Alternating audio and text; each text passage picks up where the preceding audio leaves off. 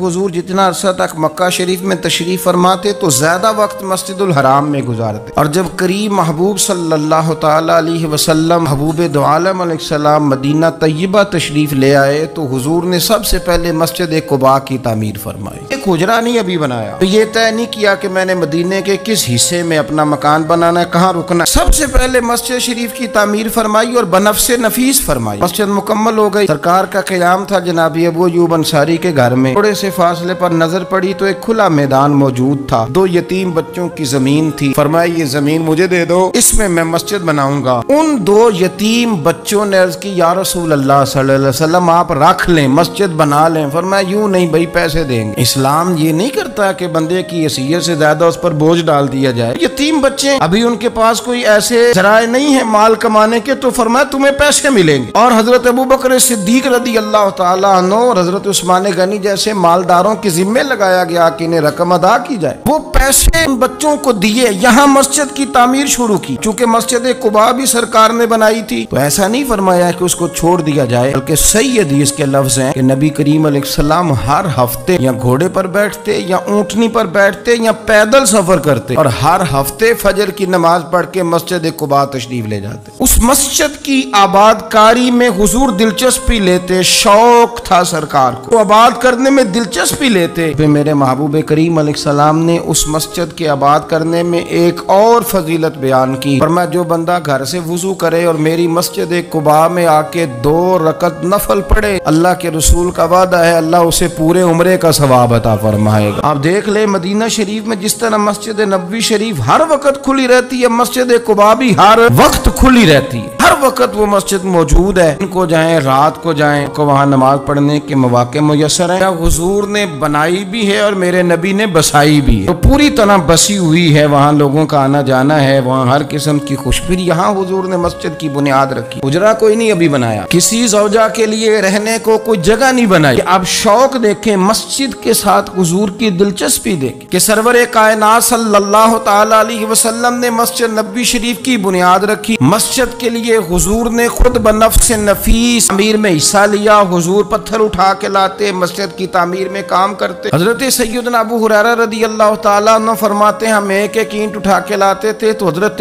عمار بن یاسر رضی اللہ تعالیٰ عنہ 2 اینٹیں اٹھاتے تھے۔ تو جب وہ اینٹیں اٹھا کے لا رہے تھے تو ان کے کپڑوں کو کچھ مٹی لگ گئی۔ جس طرح انسان کسی بچے کو شاباش نہیں دیتا اور کبھی کسی بچے کو مٹی لگ جائے تو اس کے کپڑے نہیں جھاڑتا، سرور کائنات صلی اللہ تعالی علیہ وآلہ وسلم نے جب دیکھا، یہ بخاری کے لفظ ہیں، سید عالم علیہ السلام نے جب دیکھا کہ حضرت عمار بن یاسر کے کپڑوں کو مٹی لگ گئی ہے تو حضور صلی اللہ علیہ وسلم قریب گئے اور صحابہ فرماتے قربان جائیں، حضور نے اپنے دست مبارک سے ان کے کپڑوں کی مٹی جھاڑنی شروع کر دی۔ گویا مسجد بنانے والے مزدور کے ساتھ نبی پاک علیہ السلام کی اتنی دلچسپی ہے، اگر اس کے کپڑوں کو مٹی لگ جائے تو حضور اپنے ید اللہ والے ہاتھوں سے وہ مٹی صاف فرماتے ہیں۔ ہمارے ہاں تو ہمارا مزاج نہیں مسجد کی طرف توجہ دینے کا۔ اگر کوئی 2-4 بندے مسجد کی کمیٹی میں کبھی زبردستی الجھ جائیں، ان کو الجھا ہی لیا جائے، تو سب سے پہلا فتویٰ یہ لگتا ہے کہ یہ بندہ خزانچی ہے، مسجد کو کھا گیا۔ اور اکثر یہ باتیں وہ لوگ کرتے ہیں جو ایک دھیلا نہیں دیتے مسجد میں، ان کو بڑی فکر ہوتی ہے دوسروں کے پیسوں کی، اس نے پیسے دیے تھے تو یہ کھا گیا۔ مسجد کی آباد کاری میں آپ حصہ لیں، تو کو دھیڑنے میں آپ کردار نہیں ادا کریں، کیونکہ مسجد اللہ کی رضا کے لیے۔ میرے نبی پاک علیہ السلام نے فرمایا جس نے اللہ کی رضا کے لیے مسجد بنائی اس نے اپنے لیے جنت میں مکان تعمیر کرا لیا۔ شرط یہ ہے کہ اللہ کی رضا کے لیے پارٹی بازی کے طور پر مسجد نہ بنائے، رضا الہی کے لیے مسجد بنائے۔ مسجد کے ساتھ دلچسپی ہونی چاہیے، مسجد کی صفائی کریں، مسجد کے ساتھ دیکھیں کہ کون سا بلب خراب ہے، اس بلب کو آپ چینج کر کے تنقید کر کے چلے جانا کہ فلانا بندہ فلانا کام نہیں کرتا، یہ تو بڑا آسان کام ہے، یہ تو آپ کسی سے بھی کرا کہ فلانا غلط ہے، فلانا غلط ہے۔ چیزوں کو غلط کہنا، بندوں کو غلط کہنا یہ آسان ہے، غلط چیزوں کو ٹھیک کر لینا یہ مشکل کام ہے۔ والا میرے بھائی فریضہ سر انجام دے، کوشش کریں مسجد کے آپ قریب آئے۔ حضرت تمیم داری رضی اللہ تعالیٰ عنہ میرے نبی کریم کے صحابی ہیں، انہوں نے نا سب سے پہلے مسجد میں آ کے چراغ جلایا تھا۔ اتنے راضی ہوئے میرے نبی پاک، اتنے راضی ہوئے، فرمایا تمیم تو نے مسجد میں چراغ نہیں جلایا، تو نے تو اپنی قبر روشن کر لی، اور فرمایا تم نے تو مکمل نور حاصل کر لیا ہے، مکمل۔ خاص حضور نے ڈیوٹی لگائی سیدنا بلال حبشی کی، مسجد کا خیال کرتے، مسجد پہ توجہ دیتے، مسجد نبوی کون سی چیز کہاں کس انداز میں کرنی ہے، حضرت بلال وہ خدمت سر انجام دیتے۔ نبی پاک علیہ السلام مسجد کے لیے مختلف اوقات میں مختلف احکام جاری کرتے۔ پہلے سرکار دو عالم صلی اللہ علیہ وسلم نے ایک دروازہ مخصوص کر دیا تھا، فرمایا بھئی ایک فیصلہ میرا یہ ہے کہ اس گیٹ سے صرف عورتیں آئیں گی، مرد نہ داخل۔ حضور نے وقف کر دیا عورتوں کے لیے۔ ایک وقت ایسا آیا کہ نبی پاک صلی اللہ علیہ وسلم کے بہت سارے صحابہ نے کہ گھر مسجد کے بالکل ساتھ ساتھ تھے، انہوں نے مسجد کے اندر دروازے کھول لیے تھے، مسجد میں آیا کرتے تھے۔ اللہ کے رسول صلی اللہ علیہ وسلم نے فرمایا بھی اب جماعت کا وقت ہوتا ہے اور بالکل دروازہ مسجد کے اندر تم نے کھولا ہوا ہے تو کچھ چیزوں میں مشکل پیدا ہوتی ہے، لہذا سارے دروازے بند کر دو، ایک دروازہ کھلا رہے، اور وہ ہے جناب ابو بکر صدیق کا۔ وہ آج بھی کھلا ہے مسجد نبوی، اس کو وہ دروازے کو بند نہیں کرتے، کبھی ضرورت ہو تو وہ آگے کوئی کنات لگا دیتے ہیں، دروازہ وہ ہمیشہ کھلا رہتا ہے، اس لیے کہ اس کو میرے نبی پاک نے کھولا ہے، وہ دروازہ کھلا رہتا ہے۔ حضور نے مختلف اوقات میں مسجد کی تزئین و آرائش میں اس کی وسعت میں دلچسپی کا اظہار کیا۔ بلال جھاڑو دیتے، آنے والے لوگوں کا خیال کرتے، مجھے کیا لینے دیں، اور میں بہت ساری احادیث اور بہت ساری سیرت کی کتابوں کا نچوڑ ایک جملے میں بیان کرتا ہوں۔ مسجد نبوی ایک پارلیمنٹ ہاؤس کا درجہ رکھتی، اسی میں سارے فیصلے ہوتے تھے، اسی کے اندر کافروں کے ساتھ معاملات تھے وہ طے ہوتے تھے، اسی میں ہر چیز سیٹ ہوتی تھی مسجد کے اندر۔ ہماری سیاست پاک اس لیے ہوئی ہے کہ ہم نے مسجد سے باہر نکال دی، تک یہ مسجد کے اندر تھی، وضو کر کے لوگ بیٹھتے تھے، قرآن پاک کی آیات بیان کر کے اپنا موقف بیان کرتے، بڑا صاف ستھرا نظام چلتا تھا۔ امیر المومنین کا پارلیمنٹ ہاؤس مسجد ہوتی، مسجد میں بیٹھ کے سارے کام کرتے تھے، مسجد کے پاکیزہ ماحول کے اندر سارے کام مکمل کیے جاتے تھے۔ حضرت سیدنا بلال حبشی کی ڈیوٹی تھی، جن لوگوں نے مسجدیں بنائی ہوتی ہیں ان کو مسجدوں سے پیار بھی بڑا ہی ہوتا ہے۔ حضرت بلال حبشی مسجد کی خدمت کرتے تھے، پھر حضور کے وصال کے بعد وہ ملک شام تشریف لے گئے، ہاں انہوں نے وقت گزارا۔ حضرت عمر فاروق رضی اللہ تعالیٰ عنہ جب ملک شام کے دورے پر تشریف لے گئے اپنے دور خلافت میں، تو کہتے ہیں میں جناب بلال حبشی سے ملنے گیا، کہتے ہیں حضرت بلال نے سب سے پہلے مجھ سے پوچھا کہ بتاؤ میرے نبی پاک کی مسجد کا کیا حال، تو فلاں کونے کی کیا پوزیشن ہے، وہ فلاں جگہ سیدہ عائشہ کے حجرے کے پاس فلانا کام ہونے والا تھا، اس کی کیا پوزیشن ہے، کہ ایک چیز کے بارے میں پوچھا۔ خوبصورت فرمان ہے حضرت عبداللہ ابن مسعود کا، فرمایا کرتے اللہ کا کوئی بندہ مسجد میں کسی مخصوص جگہ نماز پڑھتا ہے نا، تو جب وہ کچھ دن نہیں آتا تو مسجد اس کا انتظار کرتی، مسجد اس سے ڈھونڈتی ہے، مسجد پوچھتی ہے وہ کدھر گیا، قربان جاؤں، فرمایا اگر وہ بندہ انتقال کر جائے، وہ دنیا چھوڑ جائے، مسجد کی وہ صف روتی ہے، اسے ڈھونڈتی ہے، وہ اس کو تلاش کرتی ہے، وہ اس کے لیے آنسو بہاتی، اللہ کے حضور التجا کرتی ہے کہ یا اللہ وہ یہاں رہا کرتا تھا، یہاں نماز پڑھتا تھا، وہ یہاں آیا کرتا تھا۔ کسی کو بیٹے رو رہے ہیں، کسی کو بیٹیاں رو رہی ہیں، کسی کو وہ لوگ رو رہے ہیں جن کی ضرورتیں پوری کرتا تھا۔ یہ جو مسجد سے پیار کرنے والا تھا، مسجد کا نمازی، اس کے لیے مسجد کی صف، مسجد کا مصلی آنسو بہاتا ہے۔ مالک وہ کہاں گیا جو یہاں نماز پڑھتا تھا، مجھے بتلاؤ۔ جس کو مسجد یاد کر کے روئے گی، پھر اس کی قبر پہ اللہ کتنی رحمتوں کا نزول فرمائے، پھر اس کے اوپر کس قدر کرم کی برکھا برسے، اسے کس قدر نوازا جائے گا جس کے لیے مسجد روئے گی۔ ایک صحابی نے عرض کیا تھا کہ یا رسول اللہ صلی اللہ علیہ وسلم میں نابینا ہوں، مجھے نظر نہیں آتا، اجازت ہے گھر میں نماز پڑھ لوں؟ میرے کریم علیہ السلام نے فرمایا تیرے کانوں میں اذان کی آواز جاتی ہے؟ حضور جاتی ہے۔ فرمایا پھر گھر نہ پڑھ، پھر مسجد آ کے پڑھ، تو مسجد میں آیا کر، تو نماز پڑھا کر، تیرے کانوں میں آواز جاتی ہے، لہذا تو مسجد میں آیا کر، یہاں آ کے نماز پڑھا کر۔ بہت سارے لوگ ہیں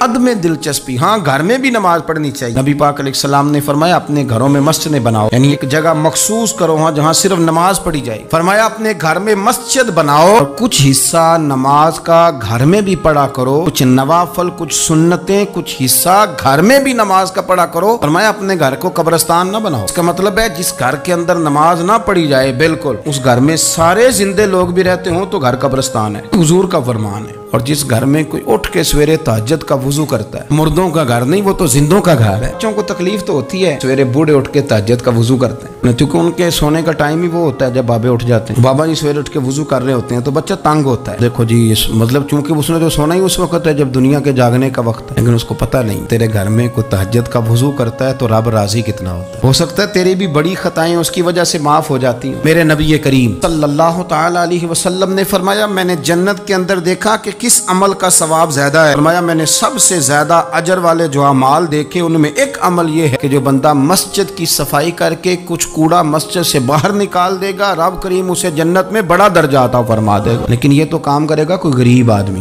میں نے اپنے لاہور والے سارے پیر بھائیوں کو بلایا تھا، کچھ دن ہوئے، میں نے ان کو نصیحت کی تھی کہ آپ اپنے علاقے کی مسجد کی صفائی کیا کریں، اور ساتھ میں نے انہیں کہا تھا کہ یہ میرا اپنے حکم سمجھنا ہے، مسجد کے انتظامی معاملات میں مداخلت نہیں کرنی، اپنی مسجد محلے کی میں جائیں آ کے جھاڑو دیں۔ بابا فرید صاحب رحمۃ اللہ علیہ فرمایا کرتے تھے جو چاہتا ہے اس کے دل کو سکون ملے تو وہ اللہ کے گھر میں جھاڑو دیا کرے۔ خود اپنے آپ سے کہا کرتے تھے، اٹھ فریدا ستے جھاڑو دے مسیت، تو ستیں رب جاگدا تیری ڈاڈے نال پرید، مسجد کی صفائی کر۔ لیکن یہ بھی غریبوں کے حصے میں آیا، امیر بندہ تو 50,000 روپیہ دیتا ہے مسجد میں، کہتا ہے واکر خرید لو، پھر اس کے بعد قاری صاحب سے آ کے کہتا ہے کہ تو واکر لے کے دیتا سی، صفائی کیوں نہیں کراندے؟ اگر کوئی غریب آدمی ذرا ڈرتے ڈرتے لقمہ دیتا ہے تگڑے بندے کو، ڈرتے ڈرتے وہ اسے کیا ہی دے نا، کبھی قاری صاحب کو صفائی نہیں کرائی دی۔ پھر امیروں کے پاس ایک اور بھی جملہ ہے، کہندے انہاں کہڑا آپ کرنی بالا کو نہیں کرانی ہے کہ تسی اپنے بالا کو کرا لو۔ اگر آپ کے بچے آپ کے کہنے پہ صفائی نہیں مسجد کی کرتے تو قاری صاحب کے کہنے میں کب صفائی کریں گے؟ قاری صاحب کے پاس بھی بچوں کی اماں آ جاتی ہے، وہ آ کے کہتے ہیں مولوی تو 8,000 کا ہے، میرا بچہ 1.5 کروڑ کا ہے، میرے سے پیسے لے کے صفائی والا بندہ رکھ لے، میرا بچہ نے اسکول جانا ہوتا ہے۔ کہاں ہیں وہ لوگ گئے توجہ کے ساتھ مسجد سے پیار کرتے تھے، جن کو شوق تھا کہ وہ مسجد کے ساتھ اپنی دلچسپیوں کو برقرار رکھیں اور دور سے چل چل کے مسجد کے قریب آئیں گے، اور کوشش کریں تھوڑا چل کے وقت پہ مسجد میں جائیں، ذوق بنائیں۔ قبیلہ تھا مسجد نبوی شریف سے تھوڑا دور رہتے تھے وہ لوگ، تو نبی کریم صلی اللہ تعالی علیہ وسلم کی مسجد کے دائیں بائیں نا کچھ مکانات خالی ہوئے، مالکوں نے یہ کہا کہ ہم یہ مکانات بیچیں گے، ان کو دور سے آنا پڑتا تھا، تو انہوں نے ارادہ کیا کہ یہ قریب کے جو مکانات ہیں یہ ہم خرید لیتے ہیں۔ نبی کریم صلی اللہ تعالی علیہ وسلم کو خبر ملی کہ بنو سلیم قبیلے کے وہ لوگ یہ مکان خرید رہے ہیں تاکہ ہمیں مسجد کا قرب نصیب ہو جائے، اس سے چل کے آنا پڑتا، قریب آ جائیں گے تو ذرا مسجد میں حاضری ہماری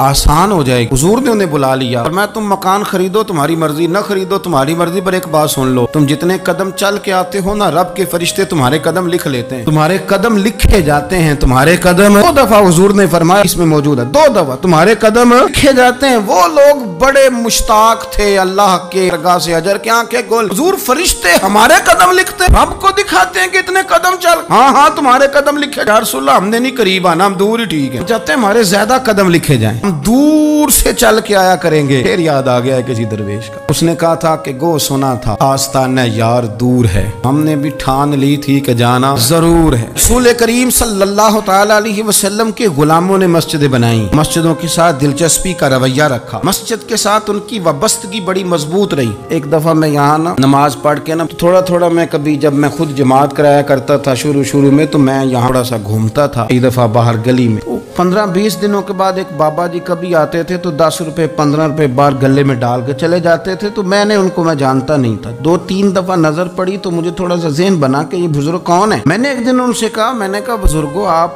اکثر آتے ہیں اور 10-15 روپے آپ گلے میں ڈالتے ہیں اور آپ چلے جاتے ہیں، پھر جدھر سے آپ آتے ہیں، یا تو نا بندہ رستے سے گزر رہا تھا تو جاتی دفعہ مسجد نظر آئی تو اس نے کچھ ڈال دیا تو واپس لوٹ جاتے۔ کہنے لگے مولوی صاحب میرا ایک ذہن ہے کہ ہر مسجد میں میرے نام کی ایک اینٹ لگ جائے، اور میرا ذہن ہے میں غریب سا بندہ ہوں، زیادہ پیسے میں دے نہیں سکتا، تو میں نے مسجدیں رکھی ہوئی ہیں، تو میں ہر مہینے ہر مسجد میں جتنی میں نے رکھ لی ہیں میں جاتا ہوں، تو اپنے حصے کی نا میں اس میں جو میرے سے ہو سکتا ہے میں چھوڑ۔ کتنا اچھا ذوق ہے، اتنی اچھی طبیعت ہے۔ ضروری ہے کہ آپ کے پاس 15 لاکھ روپیہ ہوا آپ الگ سے ایک مسجد بنائیں، پھٹی لگوائیں، تبھی کام چلے گا۔ ان بزرگوں کے 10 روپے سے شاید پوری اینٹ بھی نہ لگتی، لیکن ایک دلچسپی کا اظہار تو ہوا نا، مسجد کے ساتھ وابستگی تو نظر آئی نا۔ تو آپ اپنے علاقے کی مسجد کے ساتھ پیار کریں،